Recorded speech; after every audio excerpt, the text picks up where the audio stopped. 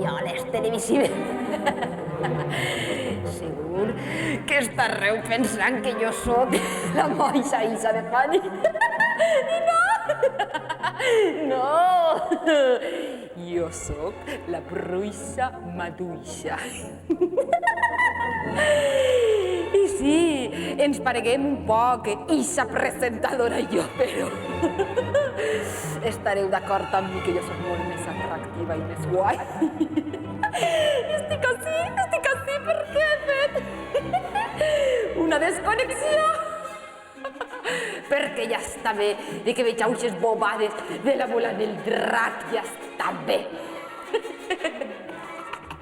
Avui aneu a aprendre com els convertís un professor de gimnàstica en una granota. Atenció, atenció, perquè vaig a fer una cosa màgica i apareixerà.